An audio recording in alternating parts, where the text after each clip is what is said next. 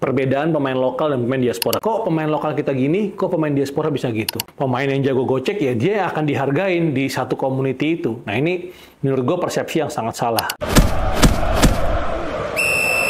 Perbedaan pemain lokal dan pemain diaspora karena banyak yang membanding-bandingkan nih ya, kayak misalnya Marcelino sama Ole atau Marcelino sama Tom Haye gitu, atau yang kalau Marcelino masih sering main ya gitu, atau misalnya Hoki Caraka sama Ole gitu ya, sama-sama striker, atau Jay Itzes sama Jordi Amat lah, itu masih sering dibeda-bedain ya, atau Jay Itzes sama Rizky Ridho yang which is sekarang udah levelnya Ridho keangkat banget dengan adanya Jay. Intinya ada beberapa topik yang gue lihat menarik dan borderline-nya adalah banyaknya komen dari netizen yang bilang, kok pemain lokal kita gini, kok pemain diaspora bisa gitu. Atau bahkan yang lebih menyakitkan lagi, udahlah, memang kita berat lah pemain lokal kita untuk angkat timnas, memang timnas kita berhasil sekarang gara-gara diaspora. Nah, gue tertarik untuk membahas itu. Jadi perbedaan pemain lokal kita, murni lokal dan pemain diaspora, yang pertama lo pada harus tahu, mereka tidak tumbuh dalam atmosfer grassroots football yang sama. Contoh, gimana contohnya? Justin Hubner ya sama Rizky Ridho, lu bisa cek misalnya di umur yang sama, misalnya pada saat dia umur 13 tahun sampai 16 tahun ya, atau 13 sampai 17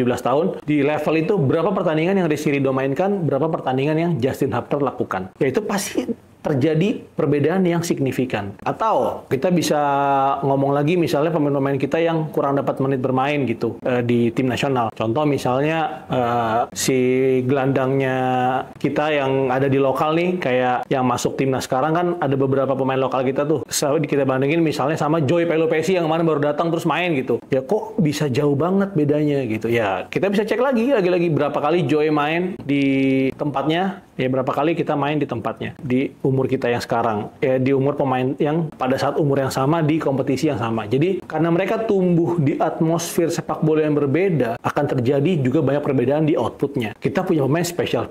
Kayak lo lihat sendiri lawan Bahrain, Ricky Kambuaya masuk sebentar langsung buat perubahan. Keistimewaan dia memang itu kan, penetrasi. Iya luar biasa lah, gue seneng banget dan kita banyak punya pemain kayak gitu. Tapi ketika lo lihat disiplin kayak Ivar Jenner atau Pelupesi atau bahkan Nathan ya, itu kita melihat gue melihat ada sedikit perbedaan level of intensity of football gitu. Mereka lebih pede dan cepat ngelepasin bola. Kalau kita masih banyak dribbling, masih sering buat kesalahan-kesalahan elementer ya. Ya contoh misalnya kayak Asnawi sama Kevin Dix gitu. Ya lu nggak adil dong kalau lu langsung membedakan dua pemain ini gitu. Asnawi waktu itu di mana pada saat di grassroots football atau development footballnya, di mana Kevin Dix, atmosfernya berbeda. Ya tentunya itu yang membuat level di senior level outputnya akan berbeda. Ya kita bisa lihat berapa kali Kevin Dix dribbling bola berhasil atau passing bola berhasil tuh pasti lebih banyak. Kenapa? Karena gue rasa waktu di level dia perkembangan bolanya waktu itu tuh dia dikasih tahu sama pelatih-pelatihnya itu, ya lu main, tapi dengan koridor-koridor. Contoh misalnya